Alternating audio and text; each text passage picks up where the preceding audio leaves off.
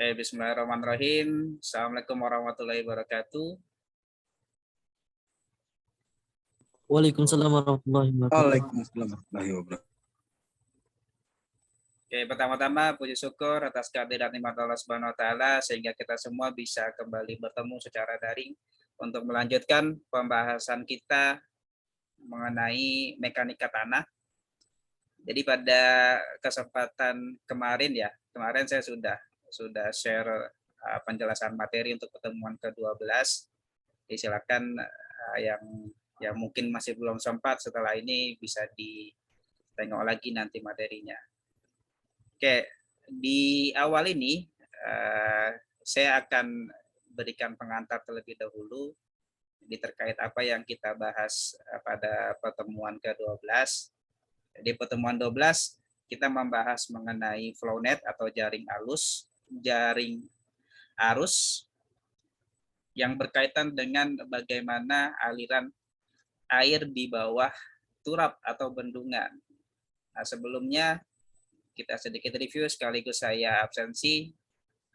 Coba yang mengingat dari siapa dulu, Muhammad Rizky, apa sebenarnya definisi dari flownet atau jaring-jaring arus? Apa menurutmu, Rizky? Halo, Rizky. Hadir, Pak. Iya, Pak. Apa kira-kira flownet atau jaring arus? Dari apa yang kamu ingat kemarin kita bahas?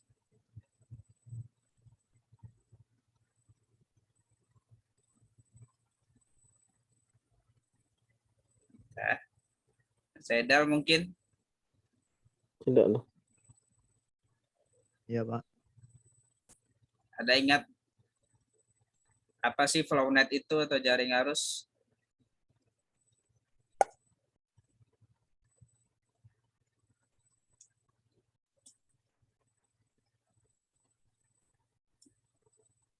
Ada ya, bisa? Ilham? Ada Ilham?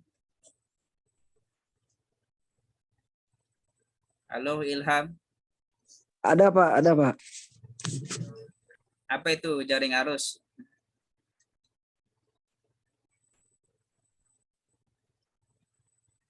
Halo? Halo, Pak. Ya, Pak. Apa itu jaring arus Jaring. atau flownet?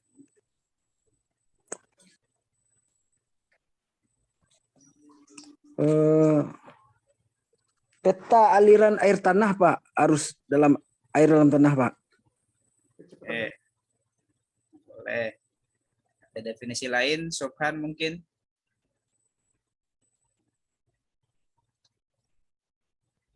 Iya, Pak. Ada pendapat yang berbeda? Apa sih flownet itu?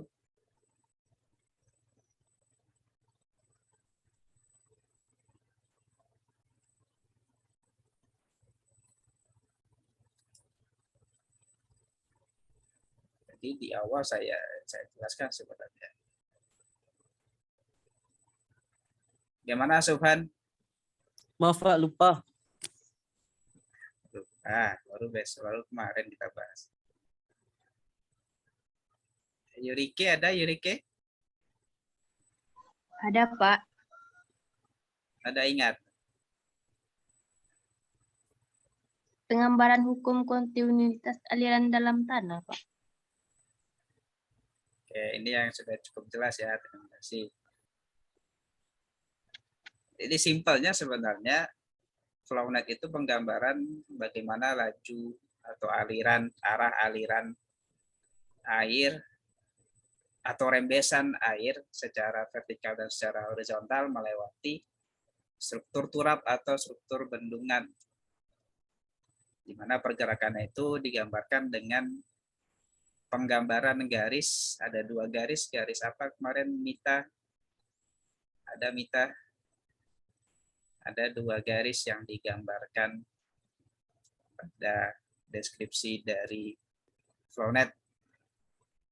Ada Mita? Garis Mita apa hadir, saja Pak. kemarin Mita? Ya, ada dua garis yang digambarkan pada flownet?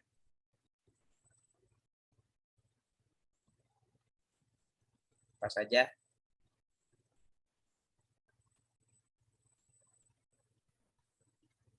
Hilang lagi.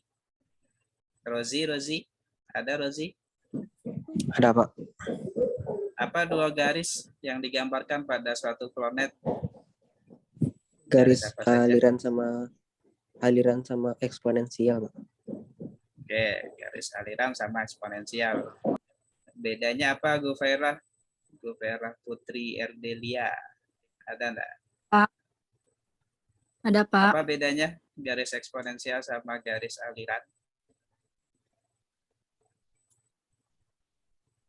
Kalau garis aliran dari aliran, Pak.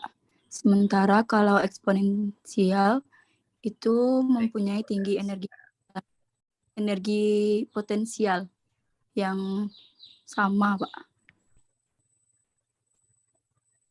Oke, garis ekipotensial, garis yang menunjukkan nilai dari tinggi energi potensialnya itu sama. Dimana pada flownet yang nanti dia berpotongan secara tegak lurus dengan garis aliran, itulah yang nantinya membentuk lajur aliran, ya. Dan ada contoh perhitungan, ya saya harap nanti dicoba dan dicari contoh-contoh perhitungan yang lain, ya, agar bisa didalami lagi.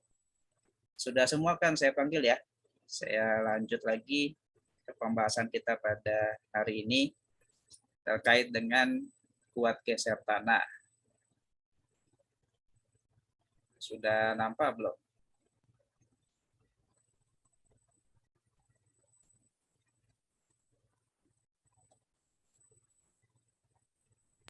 Sudah, Pak. Oke. Kita lanjutkan. Jadi dua pertemuan yang terakhir itu dari beberapa pertemuan sebelumnya kita membahas bagaimana pergerakan air, ya. Bagaimana air ketika dia berada di dalam kolom tanah. Jadi yang harus ditekankan ketika air berada di dalam satu kolom tanah, dia menerima tekanan dari beberapa gaya, itulah yang menyebabkan dia bisa bergerak secara horizontal vertikal. Itulah kenapa dia bisa bergerak melewati turap dan membentuk suatu jaringan-jaringan arus yang kita bahas pada dua pertemuan yang kemarin. Jadi terkait dengan rembesan, terkait dengan pergerakan air di bawah turap nantinya. Nah, pada kesempatan ini dan nanti pertemuan berikutnya, kita membahas lagi secara fisik. Dan saya harap sebenarnya di dua pembahasan fisik ini, saya inginnya lebih menekankan kalian yang bisa membahas secara lebih detailnya. Saya mungkin nanti akan memberikan pengantar terkait dua pertemuan yang ini, karena ini cukup krusial sebenarnya. Saya harapkan di sini ada peranan dari kalian untuk bisa mempelajari lebih lanjut terkait dengan dua hal. Yang pertama terkait dengan kuat geser tanah pada pertemuan hari ini, dan nanti terkait dengan pemadatan atau kompaksi pada pertemuan berikutnya. Jadi saya akan berikan pengantar yang nanti akan coba kita mulai diskusi setelahnya.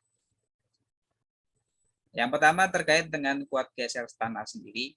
Kenapa kita perlu mengetahui atau menghitung parameter kuat geser tanah?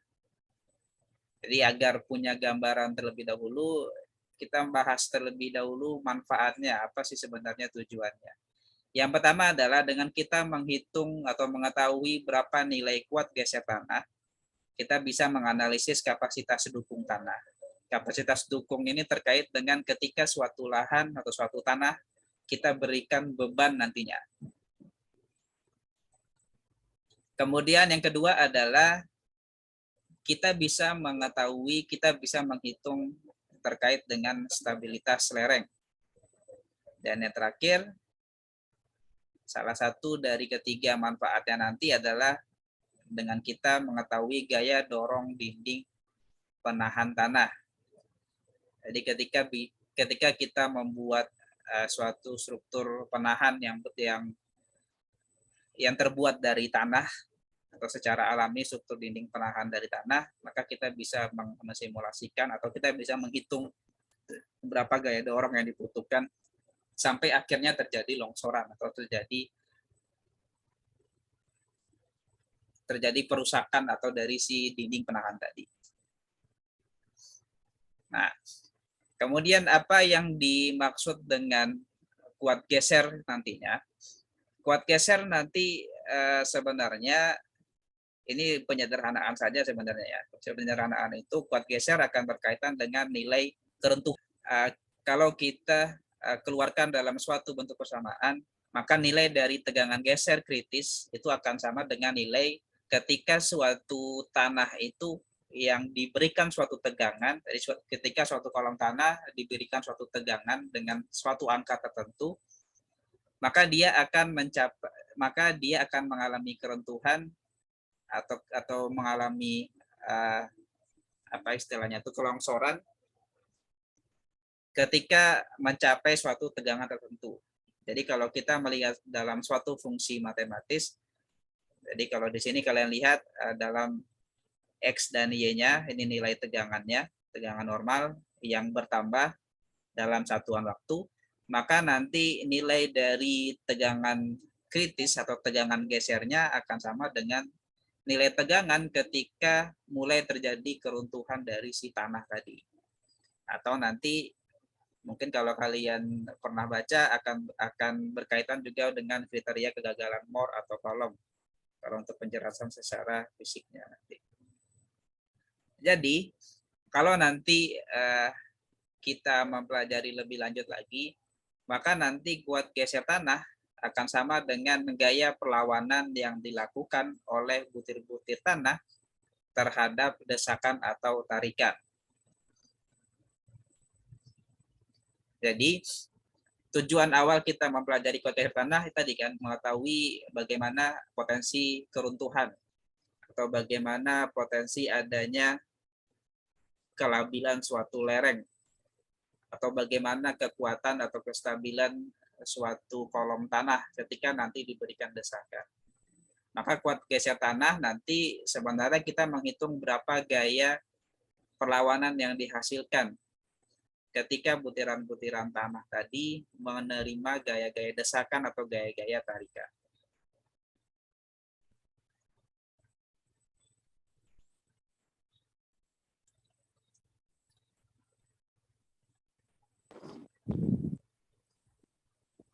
Jadi kalau kita lihat dari gambar yang sama lagi, maka kalau kita menghitung berapa gaya normal yang diberikan dalam satuan waktu, maka nanti kita akan mendapatkan titik Q ketika keruntuhan dari si kolom tanah itu mulai terjadi. Kemudian bagaimana cara kita menentukan kuat geser tanah? Uji kuat geser tanah sendiri kita lakukan dengan pengoboran. Dengan pengoboran ini kita nanti bisa mendapatkan tanah yang mewakili. Ini tanah yang nantinya akan kita uji berapa kuat geser tanahnya.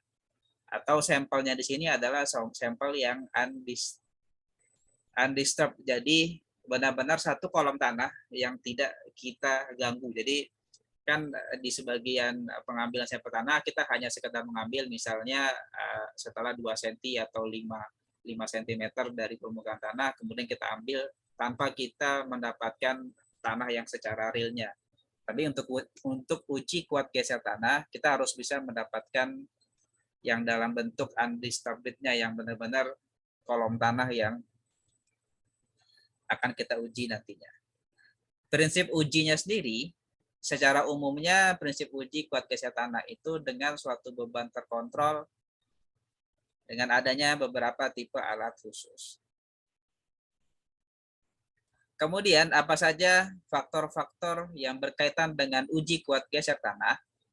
Jadi yang pertama itu kandungan mineral, bentuk partikelnya, angka pori dan kadar air, kemudian bagaimana sejarah tegangan yang pernah dialami, tegangan yang ada di lokasi, perubahan tegangan selama pengambilan contoh, tegangan yang dibebankan sebelum pengujian, cara pengujiannya seperti apa, kecepatan pememanannya seperti apa, kondisi drainase yang dipilih juga seperti apa, tekanan air pori yang ditimbulkan, sampai ke kriteria yang diambil untuk penentuan kuat gesernya.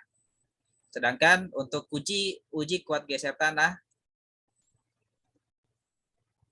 terdiri dari 4. Sebentar.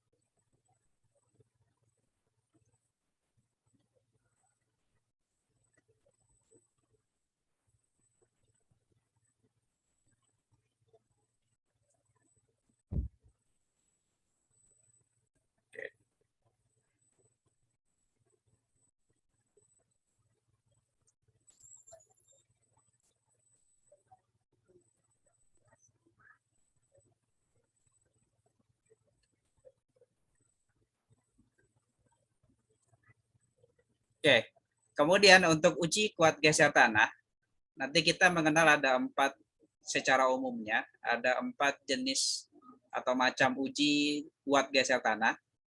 Jadi yang pertama ada uji geser langsung, kemudian ada uji triaksial, uji tekan bebas, dan uji geser kipas. Ini nantinya yang saya harapkan dari masing-masing kelompok bisa membahas salah satu dari pengujian kuat geser tanah ini. Tapi sebelumnya saya akan bahas sedikit lagi. Kita lanjutkan dulu. Kemudian untuk pengujian kuat geser tanah, nantinya akan ada beberapa spesifikasi atau ketentuan khusus. Yang pertama terkait dengan kuat geser tanah pasir.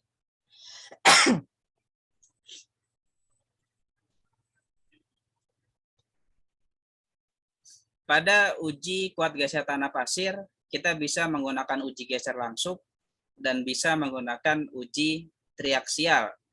Jadi dari keempat tadi ada 2 jenis uji yang bisa digunakan untuk tanah pasir. Sedangkan ada beberapa faktor yang nanti mempengaruhi kuat geser tanah pasir. Yang pertama ukuran butiran, air yang terdapat di antara butiran, kemudian kekasaran permukaan butiran, angka pori atau kerapatan relatif, distribusi ukuran butiran, bentuk butiran, tegangan utama tengah, dan sejarahnya dari contoh tanah pasir tadi. Sedangkan untuk kuat geser tanah lempung, setidaknya ada 2. Jadi yang pertama ada kuat geser tanah lempung pada kondisi yang drain, yang kedua pengujiannya pada kondisi yang undrain. Jadi keduanya bisa dilakukan pengujian tergantung nanti kebutuhan dari, atau tujuan dari pengujian kuat gesernya. Kemudian juga terkait dengan tanah lempung, kita bisa menghitung berdasarkan koefisien tekanan pori, dan nantinya terkait dengan perhitungan kuat geser tanah lempung, maka nanti akan ada beberapa parameter-parameter yang khusus untuk tanah lempung atau kuat geser tanah lempung. Mungkin itu saja ya. Sementara ini saya harap sebenarnya lebih banyak diskusi terkait dengan 4 pengujian tadi. Jadi 4 pengujian yang silakan nanti pemilihannya dari sekarang saja mungkin ya. Kelompok 1, 2, 3. Kita ada 4 kelompok kan ya kalau saya tidak salah, atau 3? 3 ya? Iya, 3, Pak. 3 berarti 3 ini saja, uji geser langsung, triaksial sama tekan bebas. Jadi 3 ini berurutan kelompok 1, 2, dan 3. Itu saja mungkin di akhir ini mungkin bisa saya sudahi dan bisa dimulai saja nanti untuk pengerjaannya. Dan saya rasa setelah ini saja silakan dikerjakan secara berkelompok. Dan untuk tugas untuk pertemuan ini nanti saya jadikan tugas kelompok saja. Silakan nanti dibuat dalam bentuk presentasi di PPT atau mungkin terserah dalam bentuk atau dalam menggunakan dalam menggunakan aplikasi apapun, tapi nanti silakan dikumpulkan dalam format PDF ke dalam penugasan ini, dalam penugasan di Google Classroom. Kira-kira ini saja mungkin yang bisa saya sampaikan. Kalau ada yang ingin ditanyakan, ditanggapi, saya persilakan. Masih adakah yang belum saya panggil tadi? Atau sudah semua? Ada, Pak. 5 udah, Pak. 5 baru masuk. Tadi lagi, Pak.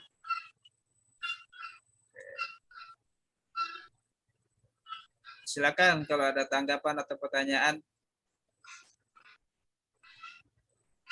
Tidak, Pak. Kalau sudah tidak ada, saya sudahi ya pertemuan melalui Zoom ini. Silakan dikerjakan tugas secara berkelompok. Saya tutup pertemuan ini dengan hamdalah. Mohon maaf untuk segala salah dan kurang. Assalamualaikum warahmatullahi wabarakatuh. Waalaikumsalam warahmatullahi wabarakatuh.